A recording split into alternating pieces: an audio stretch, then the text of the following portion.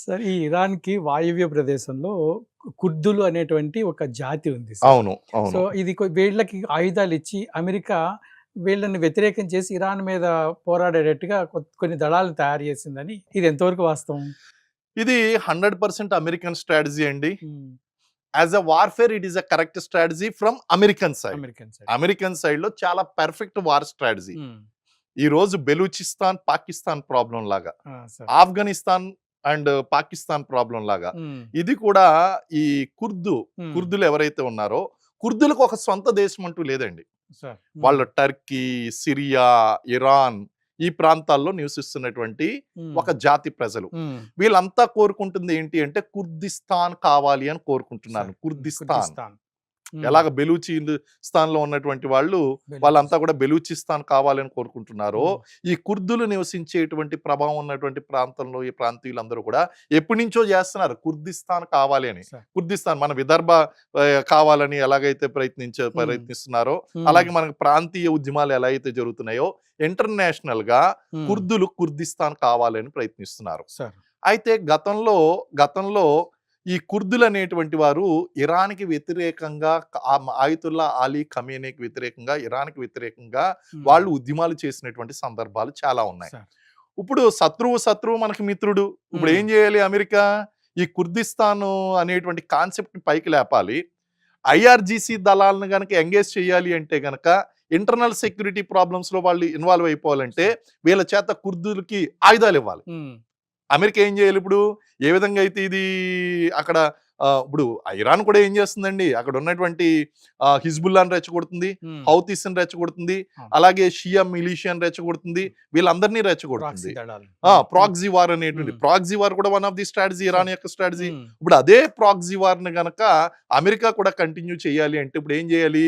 Iran IRGC దళాలు Iranian revolutionary gourd core ఏదైతే ఉందో చాలా బలంగా ఉన్నారు. సార్. వాళ్ళని బైఫర్కేట్ చేయాలి. బైఫర్కేట్ చేసి ఇప్పుడు కుర్దులకు గనక ఒక ఆయుధాలు ఇచ్చి కుర్దిస్తాన్ గనక రెచ్చగొడితే ఇప్పుడు ఇంటర్నల్ సెక్యూరిటీ ప్రాబ్లంలో హ్మ్. ఐఎస్‌లో అంటే అంతర్గతంగా వచ్చినటువంటి ఈ యొక్క రివల్యూషన్ ఏదైతే ఉందో హ్మ్. దాన్ని అణచడంలో వీళ్ళు బిజీ అయిపోతారు. హ్మ్. అప్పుడు అమెరికా యొక్క పని ఈజీ ఈజీ అయిపోతుందండి. అయిపోతుంది. కాబట్టి ఇది ఒక పెర్ఫెక్ట్ స్ట్రాటజీ. హ్మ్. ఇది జరుగుతాది కూడా. ట్రంప్ కూడా దీనికోసం ట్రై చేస్తాడు. వాళ్ళకి ఆయుధాలు ఇస్తాడు.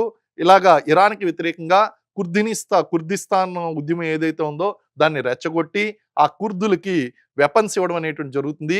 ఐఆర్‌జీసీ దళాలను వీకెన్ చేయడం కోసం సార్. ఈ స్ట్రాటజీ చేస్తాడు. హ్మ్. ఇది యుద్ధ నీతిలో భాగం అండి ఇది. అమెరికా యొక్క క్షిపణులు నిల్వ తగ్గుతుంది. హ్మ్. అదొకసారి చెక్ చేయండి అని చెప్పి ఒక మీటింగ్ కండక్ట్ చేసాడంట సార్. దీన్ని ఎట్లా అర్థం చేసుకోవాలి?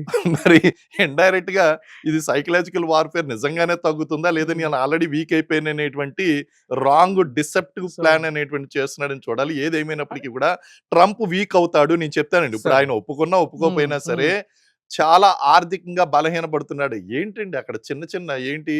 మీకు ఒక చిన్న ఎగ్జాంపుల్ ఇస్తాను. ఇద్దరి మధ్య గొడవ అవుతుంది. ఒకరు పూరి గుడిసెలో ఉన్నారు. ఇంకొకళ్ళు అద్దాల మేడలో ఉన్నారు.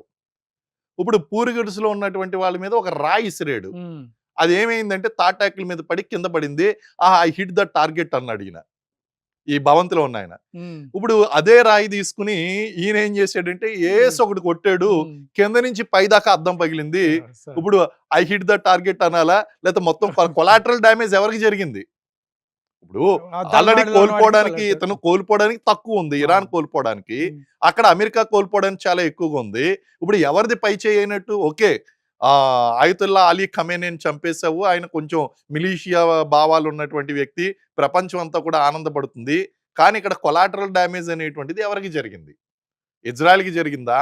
అమెరికాకి జరిగిందా? హ్మ్. ఇరాన్‌కి జరిగిందా? హ్మ్. సో, ఇక్కడ లాక్స్ వర్సెస్ క్రోర్స్ ఇవన్నీ కూడా చూస్తే ఈ విధమైనటువంటి మీటింగ్ పెట్టి చూసుకోండి. ఒకసారి మీ మిసైల్స్ నిల్వలు హ్మ్. ఎంతవరకు ఉన్నాయో అవును. చూసుకోండి. ఎందుకంటే అది 4.5 లక్షలు ఈజీగా తయారు చేసేయొచ్చు. ఇవే. చైనా నుంచి వచ్చిందో లేకపోతే ఎక్కడి నుంచి వచ్చిందో వీళ్ళు ఓన్‌గా హ్మ్. తయారు చేసిందో తీసుకొస్తారు. తీసుకొచ్చింది సింపుల్‌గా ప్రయోగిస్తారు.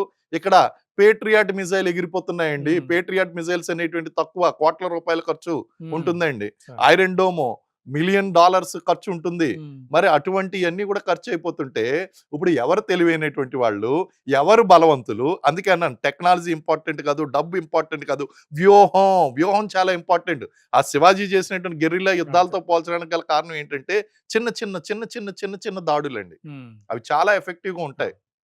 సో, ఈ వార్ ఆఫ్ అట్రిషన్ గాని, రీజనల్ ఎస్కలేషన్ మ్యాట్రిక్స్ గాని, ఆ స్ట్రాటజీ గాని, లేతే అసిమెట్రిక్ వార్‌ఫేర్ గాని, ఉమ్. సైకలాజికల్ వార్‌ఫేర్ గాని, ఇవన్నీ కూడా ఈరోజు ఇరాన్ వాడుతుంది.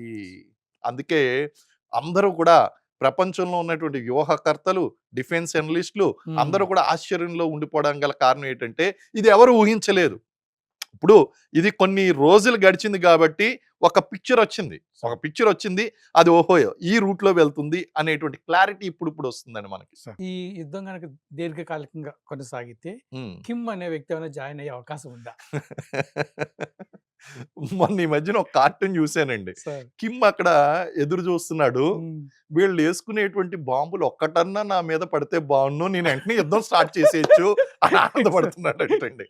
అంటే ఆయన అవకాశం కోసం ఎదురు చూస్తున్నాడు. సార్. అయితే ఉమ్, వాస్తవాలు ఎలా ఉన్నాయంటే ఆ నార్త్ కొరియా యొక్క ఆర్థిక పరిస్థితి ఇప్పుడు ఉమ్. ఏమాత్రం కూడా సహకరించడం లేదు. సార్. కానీ ఆయన యాటిట్యూడ్ ఎలా ఉంది అంటే ఏదన్నా పొరపాటున పడితే బాగుండు నా మీద, నేను ఏదో రకంగా వెళ్ళిపోదా ఆయన యాటిట్యూడ్ అండి. సార్. కానీ ఆర్థిక పరిస్థితి మాత్రం ఏమాత్రం కూడా ఆయనకు కోఆపరేట్ చేయట్లేదు కాబట్టి కిమ్ గనక వస్తే అది ఖచ్చితంగా థర్డ్ వరల్డ్ వార్కి దారి తీస్తుంది. It's a major call. కాబట్టి ఆయన ఉత్సాహం చూపిస్తున్నప్పటికీ అది జరిగేటువంటి పని కాదు. ఆయనకి ప్రస్తుతం ఆర్థిక పరమైనటువంటి అంశాలు కూడా కోఆపరేటివ్ గా లేదు కాబట్టి ఆ భయం ప్రస్తుతానికి పెట్టుకోకూడదు. కాకపోతే ఆయన అనుకూలంగా అప్పుడప్పుడు కొంచెం నేను ఉన్నానని చెప్పి ఎందుకంటే అమెరికాకి కిమ్కి పడదు కదండి. అమెరికా మీద ఒత్తిడి తీసుకురావడానికి ఆయన ప్రయత్నించినా సరే ఆర్థిక పరిస్థితులు అనుకూలించవు కాబట్టి కానీ ఆయనకున్న యాటిట్యూడ్ కి పొరపాటుని ఏదన్నా పడితే మాత్రం నేను దాడి చేస్తాను అన్న టైప్ లో ఉన్నాడు ఆయన.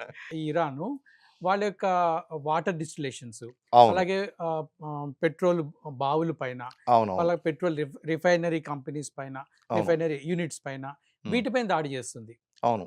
అలా అదేం స్ట్రాటజీ సార్?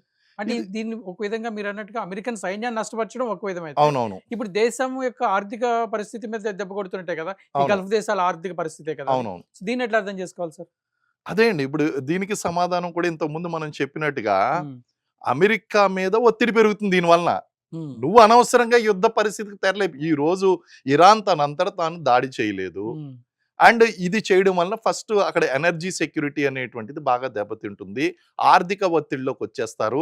అక్కడ ఉన్నటువంటి గల్ఫ్ దేశాల మధ్య మొత్తం డిస్టర్బ్ అయిపోయింది. ఉమ్, ఈ పరిస్థితికి అంతటికీ మూల కారణం ఎవరు అనేటువంటిది మొత్తం అక్కడ ఉన్నటువంటి గల్ఫ్ దేశాలకు అర్థమవుతుంది. బాబు నువ్వు ఇక్కడి నుంచి వెళ్ళిపో, నీకు మేము సహాయం చెయ్యం, ఉమ్, నీ వల్ల అనవసరంగా మేము ఇబ్బంది పడుతున్నాం. ఇక్కడ వాటర్ డిస్టిలరీస్ ఏదైతే ఉన్నాయో ఆ సముద్రపు నీటిని మంచి నీటిగా మార్చుకునేటువంటి చాలా క్రూషియల్ ప్రాజెక్ట్ అది. సో ఈ వాటర్ ఇన్స్టాలేషన్స్ ఏదైతే ఉన్నాయో డిస్టిలరీస్, ఇవి చాలా క్రూషియల్. ఈ క్రూషియల్ వాటి మీద దాడి చేయడాన్ని ఏమంటారంటే మౌలిక సదుపాయాల మీద దాడి చేయడం అంటారు. అంటే ఎకనామికల్లీ వీక్ చేయాలి, అలాగే ఇన్ఫ్రాస్ట్రక్చర్ మీద వీడ్ చేయాలి. చేస్తూ మౌలిక సదుపాయాలు ఇన్ఫ్రాస్ట్రక్చర్, డేటా సెంటర్లు, లేకపోతే అక్కడ రిఫైనరీస్, లేకపోతే ఇక్కడ వాటర్ డిస్టిలరీస్, ఇలాంటి మౌలిక సదుపాయాల మీద చేయడాన్ని ఏమంటారంటే ఎసిమెట్రిక్ వార్ఫేర్ అంటారు. ఎసిమెట్రిక్ వార్ఫేర్ అంటే డ్రోన్ల ద్వారా లేకపోతే మిజైల్స్ ద్వారా వీటి మీద దాడి చేయడం ఎసిమెట్రిక్ వార్ఫేర్ అండి. అంటే అది వ్యవహరిస్తున్నటువంటి 7 రకాల వార్ఫేర్ లో ఇది 4వ అంశం ఎసిమెట్రిక్ వార్ఫేర్ అండి. ఈ ఎసిమెట్రిక్ వార్ఫేర్ లో ఏం జరుగుతుంది అంటే ఈ కీలకమైనటువంటి ఇన్ఫ్రాస్ట్రక్చర్స్ ఏదైతే ఉన్నాయో, water is an infrastructure, basic need. And again oil is a basic need, అది కూడా బేసిక్ నీడ్ అండి. ఎందుకంటే మీకు ఏది కావాలన్నా సరే oil, energy security is most important. వీటిలన్నిటి మీద కూడా ఆర్థిక మూలాలన్నీ వాటితోనే ఉన్నాయి. ఇప్పుడు ఒకటేమో ఫిజికల్ గా దాడి చేసి చేయడం, నెక్స్ట్ హార్ముజ్ జలసంధి మీద మొత్తం పట్టు సాధించి ఏ ట్యాంకర్ వచ్చినా సరే పేల్చేస్తామని చెప్పేసి అక్కడ దళాలు చెప్పడం, అక్కడ ఎనర్జీని టైట్ చేయడం, క్రూడ్ ఆయిల్ అనేటువంటిది ఎలకుండా చేయడం, అలాగే ఈ వాటర్ డిస్టిలేషన్స్ మీద, రిఫైనరీస్ మీద దాడి చేయడం. దీని ద్వారా ఏం జరుగుతుంది అంటే ఒక రకమైనటువంటి ప్రెషర్ క్రియేట్ అవుతుంది. అక్కడ ఉన్నటువంటి ప్రజలే తిరుగుబాటు చేస్తారు. ఈ ప్రెషర్ ఎక్కడండి? ఇప్పుడు వాటర్ దొరకలేదండి, తినడానికి తిండి ఇవన్నీ వీటితో పాటు సరే ఆయిల్ తర్వాత తినడానికి తిండి, తాగడానికి నీరు దొరకలేదు. నీరు దొరకకపోతే ప్రజలందరూ కూడా ఎవరిని అడుగుతారు? ఏమయ్యా మీరు ఏం చేస్తున్నారు? ప్రభుత్వాలు ఏం చేస్తున్నాయి అంటే, అది ప్రభుత్వాలన్నీ కూడా ఇప్పుడు ఎవరిని అడుగుతారు? మళ్ళీ అమెరికాని అమెరికాని అడగాల్సింది. అడుగుతారు. Um, it's a kind of strategy by Iran. చూడండి, అవును సార్. అమెరికా ముందు అది చిన్న దేశంగా చిన్నది. మనం తీసుకోవడం జరిగింది.